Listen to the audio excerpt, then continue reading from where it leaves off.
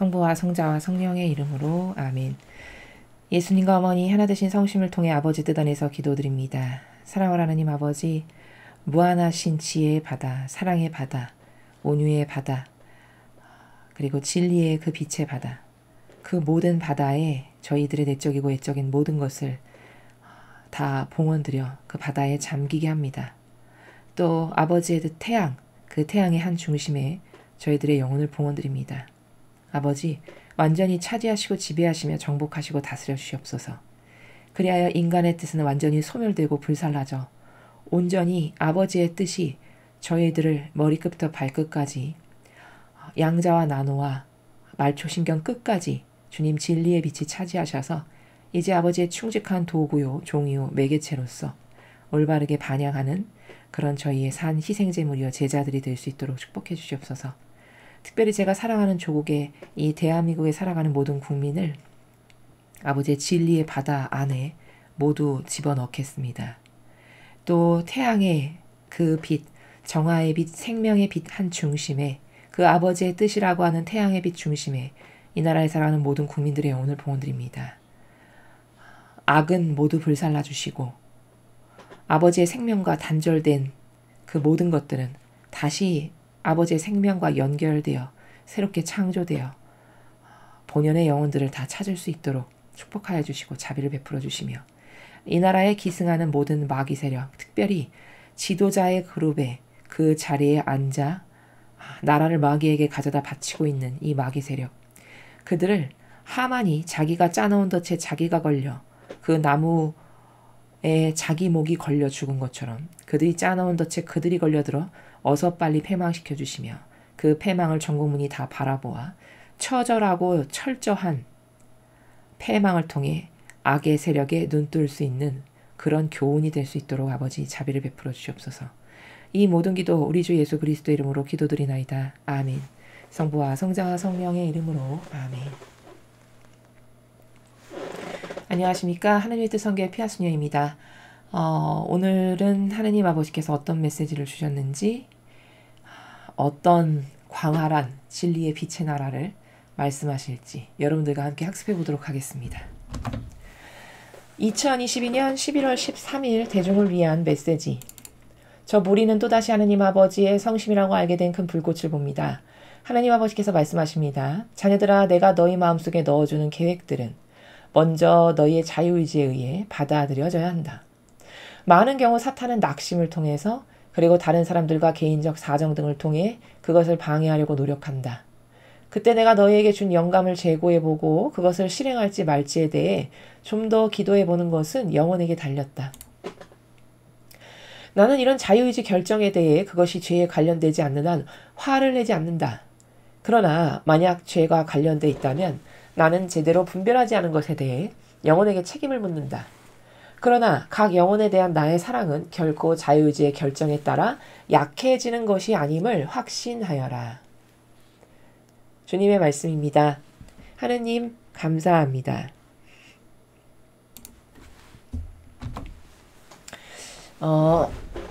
먼저 이 메시지 해설에 앞서서 오늘 이 메시지의 제목을 한번 붙여본다. 이 전체를 관통하는 주제의 핵심적 문구의 제목을 붙여보면 하느님 아버지의 다스림은 무엇인가? 라는 거거든요. 그 한 나라가 국가적인 어떤 모습을 갖추고 국가라고 하는 것을 행사하려면 그 나라의 제일 중요한 건 그 근간이 되는 법이죠. 법. 그렇죠? 그리고 그 헌법이 무엇인지를 그 국가 안에 살아가는 국민은 알아야 법을 지키면서 살아가고 그 법에 위배되는 행위를 안 할 수 있죠. 그렇죠? 그래야만 그 국가가 올바르게 운영될 수 있고 그 안에 살아가는 국민이 어떤 평화와 번영을 누리면서 안전하게 살아갈 수 있는 거죠. 그러니까 법이라는 것은 한 나라를 지탱하는 굉장히 중요한 핵심적 요소다라는 겁니다. 마찬가지로 우리는 성화의 시대가 시작됐습니다라는 것은 알고 있는데 그럼 그 성화의 시대를 내가 똑바로 살아가려면 대한민국의 국민으로서 내가 올바르게 살아가려면 이 나라의 법에 위배되지 않는 것을 수행하면서 그것을 지키면서 살아갈 때 내가 어떤 국민으로서의 존중도 받고 이렇게 될 수 있는 것처럼 하느님의 나라가 펼쳐졌는데 그러면 그 나라를 다스리시는 분은 이제 아버지시란 말입니다. 지금까지는 수천 년 동안 인류가 아버지의 권리를 다 박탈하고 도둑질해서 인간이 제도 전통이라는 걸 만들어가지고 자기가 왕처럼 신처럼 군림해가지고 야 내가 왕이니까 내가 만든 제도 전통 따라 이렇게 해서 지금 수천 년의 역사가 흐른 거거든요. 근데 이제는 지금 우리가 살아갈 시대 이미 천상에서 본질에서는 시작된 시대인 성화시대 새 피학교회 혹은 새 예루살렘이라고도 부르는 이 나라는 이제 아버지의 뜻이 다스리실 거예요. 1000년 동안은 예수님께서 아버지의 뜻을 받드시는 예수님께서 다스리실 거라고 계시록에 되어 있습니다. 그럼 이제 이 새로운 시대의 법은 아버지의 뜻이에요. 헌법이. 그럼 도대체 그 아버지의 뜻이 무엇인지를 내가 알아야 헌법을 지키면서 똑바로 살아갈 수 있죠. 그렇죠?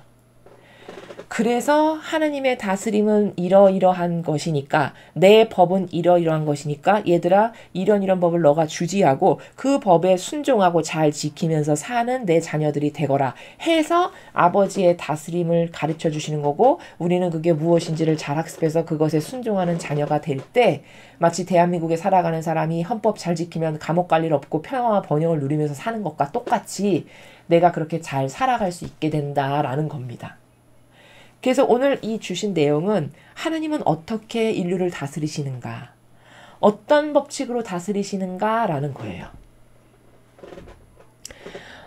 혹은 천상의 질서라고도 제목을 붙일 수 있어요. 천상의 나라는 이런 질서 체계로 운영되고 이런 질서 체계로 다스리신다. 그래서 앞으로 지상도 이런 질서로 다스리실 거다라는 겁니다. 자, 그럼 하나하나 살펴보겠습니다. 자녀들아, 내가 너희 마음속에 넣어주는 계획들은 먼저 너희의 자유의지에 의해 받아들여져야 한다. 자, 아버지는 우리랑 소통을 하시는데 소통하실 때 우리 마음 안에 어떤 영감을 불러넣어 주시고 어떤 계획이나 생각을 불어넣어 주신다는 거예요. 첫 번째 문장의 지금 첫 줄은. 그렇죠? 그 마음속에 넣어주는 계획들이 그 말입니다. 우리의 마음 안에 이런 계획, 이런 어떤 생각들, 이런 것이 떠오르게 하신다는 거예요. 근데 문제는 떠오르게 하셔도 내 자유의지가 그거를 받아들여야 그래야 그 아버지의 계획이 이런 거구나. 아, 이렇게 한번 해볼까 그럼? 이렇게 아버지의 뜻대로 살 수가 있잖아요. 근데 내 자유의지가 그걸 받아들이지를 않아. 그러면 아버지의 뜻이 내 안에서 이루어질 수 없는 거라는 거예요. 이해되시죠? 자, 그런데 그럼 이런 궁금증이 있을 수 있어요. 아니 근데 내 마음에 생각이 떠오르는 게 한두 개가 아니고 하루에도 몇백 개인데 수천 개인데 그게 아버지가 주시는 계획인지 아니면 사탄이 주는 건지 어떻게 압니까? 이런 거 궁금할 수 있죠. 그렇죠? 이거는 이런 거예요. 평상시에 그러니까 여러분이 훈련을 자꾸 하셔야 되는데 어떤 훈련을 하셔야 되냐면 평상시에 살아가는 마음의 어떤 나라나 정서가 있잖아요. 사람마다. 그렇죠? 어떤 마음의 이런 감정들, 정서들 이런 게 있어요. 사람마다. 그 마음의 근본 자세, 근본의 나라 이게 저는 아버지의 뜻만을 받아들이고 그 안에서만 살기를 진짜 제 자유의지가 원합니다. 이런 올곧은 의지 가운데 그게 확고부동하게 있는 사람은 아버지께서 주시는 이런 다양한 영감이나 어떤 자기 안에 떠오르는 어떤 생각이나 영감들이 있을 때 이거 아버지가 주시는 거구나 이렇게 믿으셔도 돼요. 이해되십니까? 다시 정리하면 평상시에 그 영혼의 의지가 나는 내 뜻이 얼마나 잘못되고 하와의 그 저주받은 마귀의 가늠한 영으로서 지금 이렇게 살았는데 나는 이거 다시 되돌릴 거야. 아버지께 지금까지는 배신자로 살았지만 내가 이 잘못된 인간적 의지로 아버지께 배신하고 등에 칼 꽂고 수많은 창조하셨는데 내가 다 파괴자로 거기다가 살인하고 나온 이거를 내 이런 어마어마한 아주 독성으로 가득한 내 뜻을 다 버리고 난 아버지 뜻만을 받아들이고 그 안에서만 살아야지. 이런 의지가 아주 확고해. 어떤 사람 마음 안에.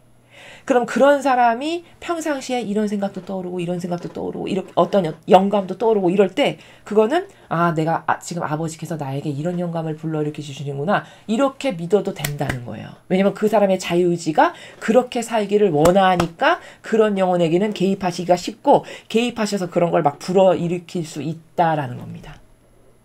이해되시죠? 근데 내 평상시 의지가 그렇게 아버지 뜻에 내가 완전히 하나 되고 일치해서 그것만을 받아들이고 살아야지 하는 마음이나 의지가 없어. 그러면 그 사람 안에 이 생각도 떠오르고 저 생각도 떠오르고 이런 거는 아버지가 주셨다라고 확신할 수 없어요. 왜? 내 자아가 여기 시퍼렇게 살아있어가지고 내 자아 안에서 마귀가 속삭이는 걸 수도 있으니까요. 요렇게 구분하실 수 있다는 거예요. 그러니까 여러분이 아무리 부족해도 여러분의 의지가 그렇다. 내 의지만큼은 그렇습니다. 내가 아직 부족해서 행하는 실천력은 좀 떨어지는데 제 의지만은 그렇게 확고해요. 그런 분들은 어떤 생각이 떠올 때는 지금 아버지께서 이런 의견을 주시나 보다. 이렇게 생각하셔도 된다는 겁니다. 이제 분별되시죠? 선택하실 수 있겠죠? 근데 그거마저도 여러분의 자유의지가 그런 생각이 들 때 에휴 이거 내가 생각하는 걸 거야. 이렇게 해버리면 또 여러분 안에서 아버지께서 아무것도 하실 수가 없어요. 근데 여러분의 자유의지가 반영하기를 이거 혹시 아버지께서 주시는 의견인가? 해서 자꾸 곰곰이 생각해보게 해. 그러면 아버지께서 개입하셔서 이제 원하시는 것을 하실 수 있게 되는 요런 프로세스고 요런 과정이라는 겁니다. 많은 경우 사탄은 낙심을 통해서 그리고 다른 사람들과 개인적 사정 등을 통해 그것을 방해하려고 노력한다. 자, 사탄이 가만히 있을 리가 없겠죠. 우리가 아버지랑 친해지려고만 하면 꼭 사탄도 같이 역사를 하니까요. 자, 그러면 요런 케이스에 이제 사탄이 어떻게 역사하는가를 가르쳐 주시는데 보통은 낙심을 통해서 우리 마음 안에 역사한다는 거예요. 사탄이 왔어. 마귀가 왔어. 그럼 벌써 내가 낙담하고 좌절하고 절망하고 있다. 그럼 나 지금 사탄 왔구나. 이렇게 생각하시면 돼요. 내가 우울하고 슬퍼. 기운도 없고 활력도 없고 우울하고 슬프고 이러면 나 지금 마귀가 내 마음과 정신 안에 와서 지금 차지하고 지배하고 있구나. 이렇게 생각하시면 된다고요. 얼른 그걸 내모르실 수 있어야 돼요. 근데 보통 낙심은 어떤 때 하게 되냐면은 이걸 100%다 이렇게는 말을 못하지만 어떻게 해야 될지 잘 모를 때. 그렇죠. 도대체 갈피를 못 잡겠고 종잡을 수가 없고 내가 이럴 때는 어떻게 해야 될까? 이럴 때 낙심을 하게 돼요. 대다수의 사람들은. 그럼 이때 어떻게 해야 될까요? 얼른 그 낙심하게 하는 마음을 봉헌드리는 거예요. 어머니 이거 받아주세요. 저한테 지금 마귀 온 것 같은데 이거 우울하게 하고 낙담하게 하고 이런 기타 등등 이런 거 다 봉헌드립니다. 가져가 주세요. 그리고 어머니의 마음, 어머니의 정서, 어머니의 정신, 어머니의 기호 그런 걸 저에게 주세요. 요렇게 해서 그 마귀를 이기시는 겁니다. 다른 경우도 마찬가지예요. 영적인 거는 이런 기도, 이런 어떤 마귀를 내모를 수 있는 능력은 예수님과 성모님께만 있으시잖아요. 아버지와. 그러니까 자꾸 부르짖고 찾는 거예요. 혹은 수호천사. 이런 분들의 도움을 빌어서 그분들이 내 자유의지가 이거 물리쳐주세요 하면 개입하실 수 있거든요. 그럼 개입하시면 이제 몰아내실 수 있는 거거든요. 이런 메커니즘과 시스템을 아셔야 돼요. 그래야 마귀도 스스로 쫓아도 내보고 이렇게 해줄 수 있는 거죠. 자, 그렇게 해서 몰아낼 수 있는 거고. 그리고 낙심 통해서 마귀가 오고 또 다른 사람들과 개인적 사정 등을 통해 그것을 방해하려고 노력한다. 내가 이렇게 아버지하고 소통하려고 할 때 낙심으로 마귀가 오거나 혹은 다른 사람이나 개인적 사정을 통해서 방해하려고 온대요. 이건 무슨 뜻일까요? 그러니까 이런 거죠. 어떤 암흑의 전문가가 그러는데 그거 그렇게 하는 거 아니래. 이런 거. 이게 사람들과 혹은 개인적 사정이면은 누구누구는 그럴 때 이렇게 했대더라. 이렇게 한번 해봐. 이런 어떤 인간적인 노력이나 이유들 있죠. 거기에서 답을 찾으려고 하는 거. 누가 이렇게 하니까 잘 됐대. 누구누구는 저렇게 하니까 실패했대. 그렇게 하면 저주받는데. 이런 어떤 근거 없는 이거 성경의 근거에서 말하는 게 아니라 그냥 다양한 썰들이거든요. 인간이 그냥 무지몽매한 인간이 이것도 주워 삼키고 저것도 주워 삼키는 썰이란 말이죠. 썰. 그런 썰이 유난히 귀가 팔락팔락거리는 그런 영혼들이 있어요. 그런 것을 통해서 마귀가 역사하고 아버지하고 소통해서 아버지가 주시는 의견으로 하지 못하게끔 방해하려고 역사를 하니까 이런 케이스를 조심해라 라고 말씀하시는 것이죠. 그때 내가 너희에게 준 영감을 재고해보고 그것을 실행할지 말지에 대해 좀 더 기도해보는 것은 영혼에게 달렸다. 그러니까 이렇게 아버지께서 마음속에 영감을 불러일으켜 주셨어요. 근데 그럴 때 인간적인 게 너무 센 사람은 아버지가 영감을 주셔도 몰라요. 왜냐면 그 자아가 너무 세서 안 들리는 거죠. 거기에 귀를 기울일 수 있을 만한 영혼의 눈이 열리지 않고 다 시커먼 걸로 덮여있는 상태, 내 자아라는. 이러면 못 듣기도 하고요. 혹은 들었어도 인간적인 것이 세서 이거 뭐 내가 생각한 건가 보다 이렇게 해서 또 무시하거나 그렇게 해서 자유의지가 받아들이질 않거나 혹은 누가 뭐 옆에서 어떤 사람이 이렇게 했다더라 저 사람이 저렇게 하니까 성공했다더라 누가 이렇게 사업하니까 실패했다더라 이런 어떤 다양한 인간적인 썰에 오히려 더 신빙성을 갖는다든가 혹은 감성에 약한 사람은 그냥 낙담하고 좌절하고 절망하고 슬퍼해서 또 이걸 타고 마귀가 역사하거나 이런 기타 등등을 통해서 마귀가 역사해서 아버지가 나에게 영감을 불러일으켜 주셔도 그 영감을 못 따르게 되는 그런 케이스를 지금 말씀하시는 거죠. 그런 일이 있을 때 내가 너에게 준 영감을 자꾸 재고해보고는 이거예요. 이 나라가 어떤 나라냐면 성모님께서는 성경에 보면은 뭐를 들으시면 곰곰이 생각하셨다 이런 표현이 많거든요. 그게 곰곰이 생각하셨다라고 하는 그 별것 아닌 한 문장이 굉장히 깊은 행간의 나라예요. 영적으로. 그러니까 그거는 어머니께서 평상시에 참 신중하셨다는 거고 그 정도로 아버지와 아주 깊은 곳에서 일치되고 용해되어 그 안에 숨겨져 있는 아버지의 다중적 의미가 무엇인지를 더 심사숙고해서 많이 발견하셨다라고 하는 이런 위대한 정신세계를 곰곰이 생각해 보셨다. 이렇게 그냥 한 문장으로 표현한 거거든요. 마찬가지로 우리에게도 어떤 게 필요하냐. 내가 아버지 뜻 안에서 살려고 하는 올바른 의지가 있는 사람이야. 근데 어떤 의견이 딱 떠올랐어. 그러면 그게 그냥 한 번 듣고 버려버리거나 되게 경솔하면 안 되고 여기 지금 재고해보고라고 말씀하셨죠. 계속 아버지께 여쭈어 보는 거예요. 아버지 이런 마음이 들게 하셨는데 이게 무슨 뜻인가요? 제가 어떻게 선택하면 아버지 뜻을 더 잘 이룰까요? 제가 이런 건 어떻게 행하면 아버지께서 기뻐하실까요? 이게 곰곰이 생각해 본다는 나라예요. 그래서 재고해 보고 그것을 실행할지 말지에 대해 좀 더 기도해 보는 것. 그래서 그 주제를 가지고 기도도 하는 거죠. 이게 아버지 뜻이면 부디 이루어 주시고 저에게 이 어떤 생각이나 지금 영감이 이런 게 떠올랐는데 이게 아버지 뜻 아니시면 절대 이루어지지 않게 해주세요. 하고 기도도 하는 겁니다.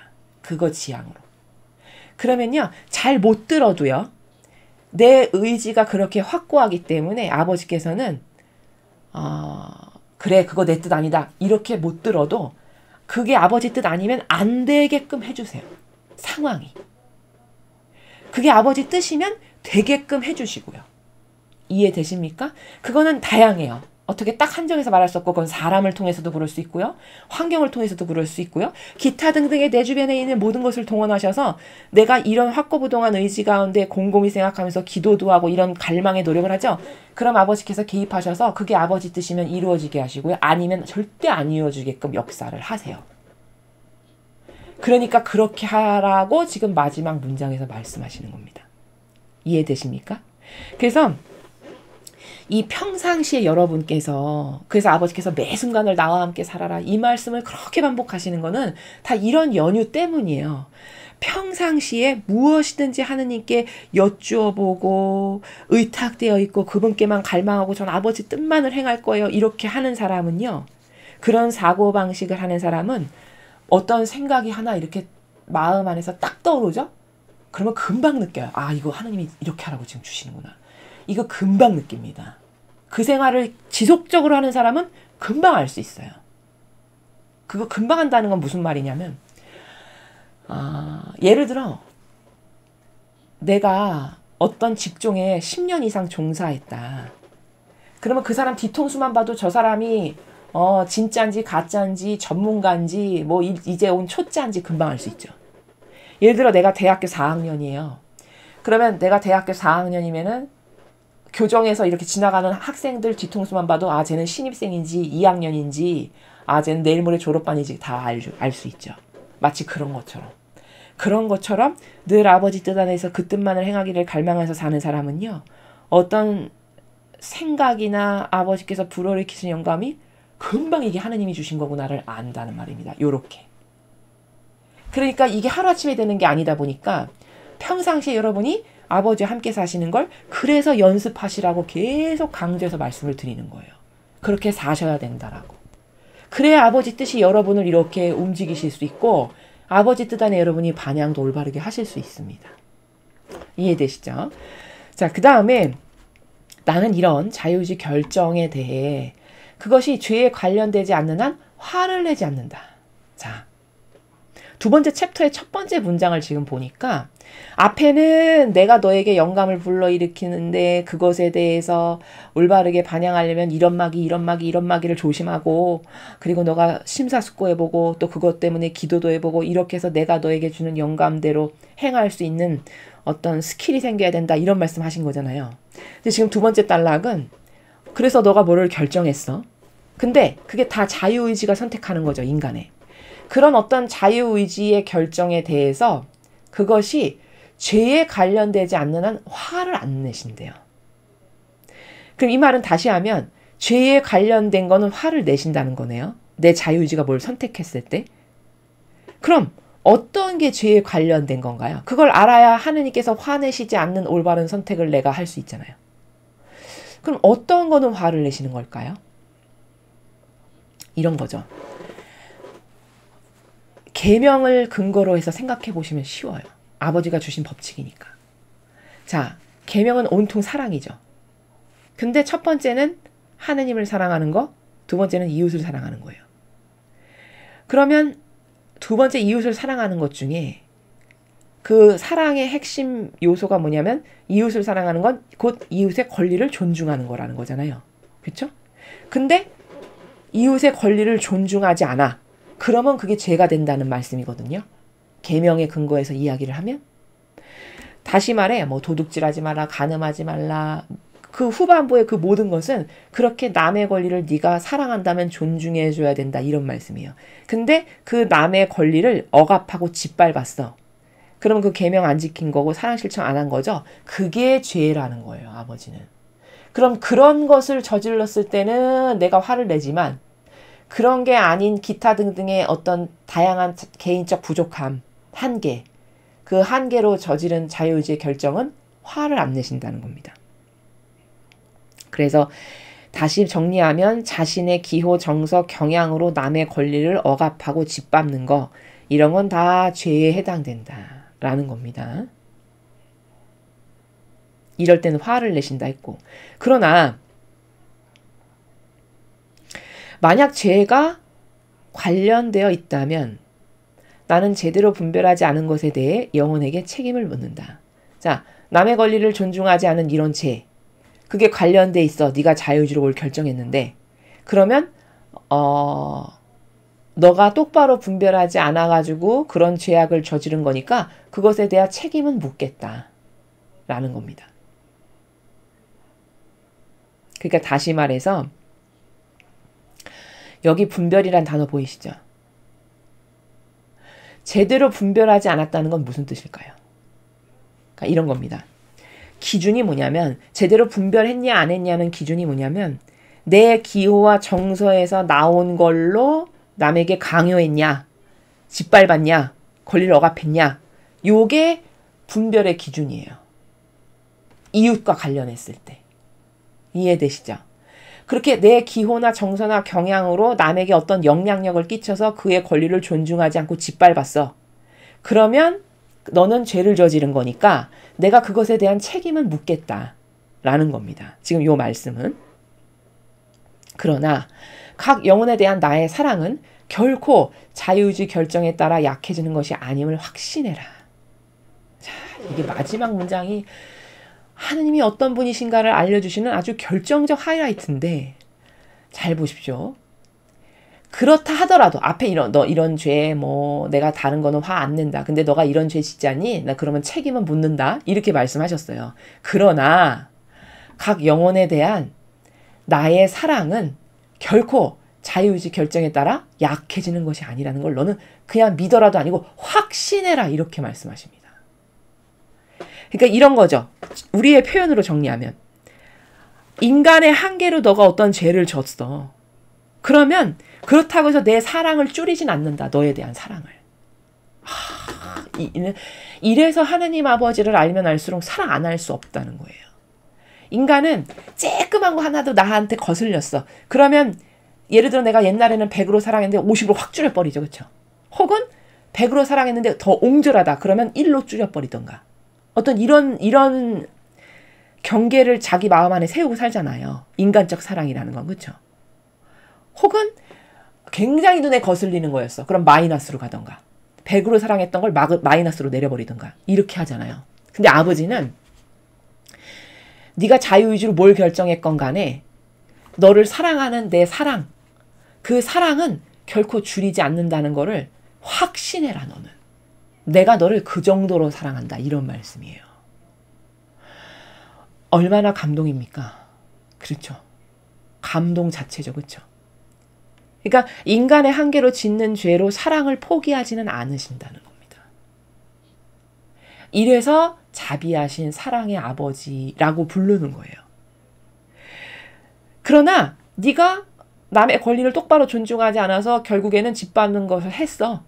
그러면 내가 책임은 묻겠으나 너에게 왜 그렇게 했니? 라고 책임은 묻겠으나 모르고 한 일이니까 그 죄에 대한 책임은 네가 져야 되겠지만 그렇지만 너를 사랑하는 사랑의 크기를 내가 줄이진 않는다. 너는 그걸 확신하렴. 이런 나라입니다. 어마어마하죠. 그렇죠? 근데 여기서 하나 알아둬야 될 게 뭐냐면 그러면은 그냥 잘못하면 마귀가 이렇게 활용하거든요. 이런 내용에 대해서. 야, 그럼 그냥 막 살아도 되겠다. 야, 하느님은 자유의지로 막 이런 해가지고 막 죄 저질러도 사랑은 안 줄이신대. 요렇게 마귀가 이제 요런 논고나 충동질을 한다는 말이죠. 그럼 뭐 경계 없이 그냥 막 살겠죠. 자유인으로. 뭐 사랑도 안 줄이신다는데. 그게 아닙니다.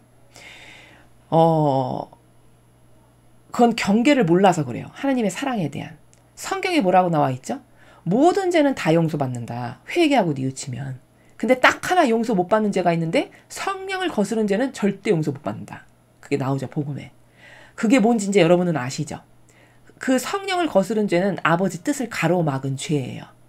그럼 아버지 뜻을 가로막는 사람의 그 죄악은 어디에 많을까요? 그렇죠. 교회에 많죠. 교회에 특히 하느님의 일꾼들에게서 그런 케이스가 많겠죠.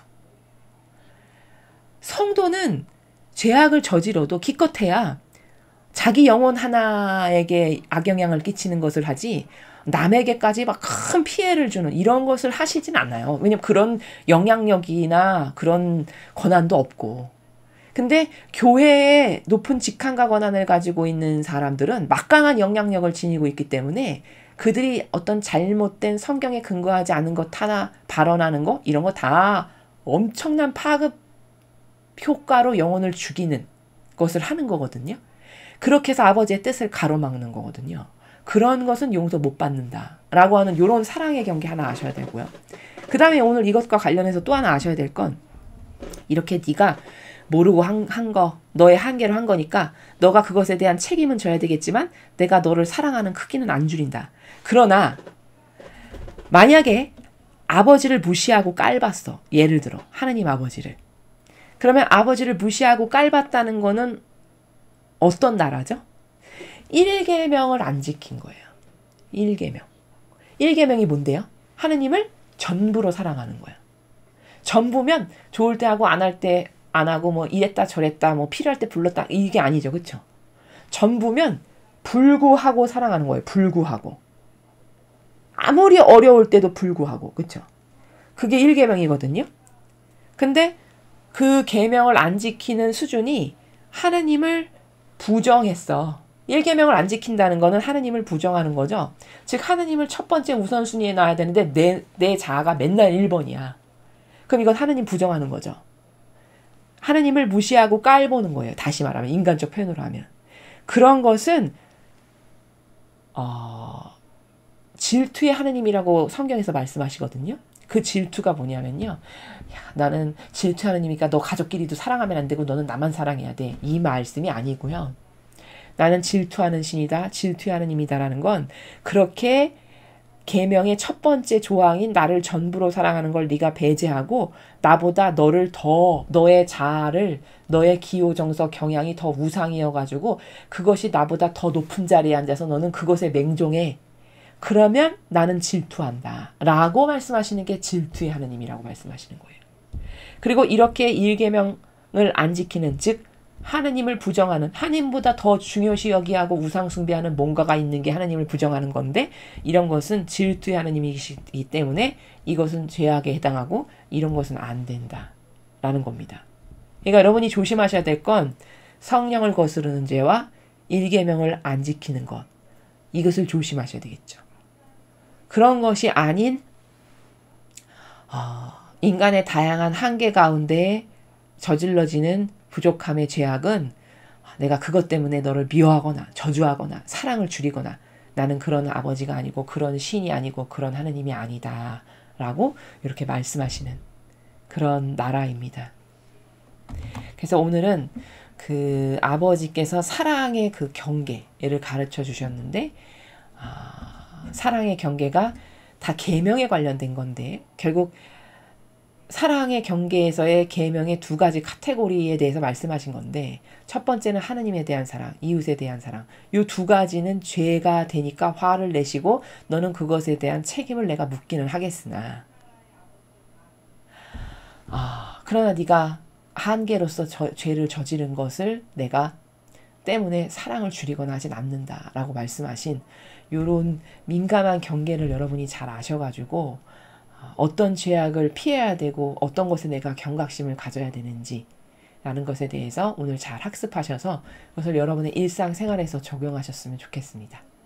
이상으로 2022년 11월 13일 대중을 위한 메시지 해설을 마치겠습니다. 감사합니다.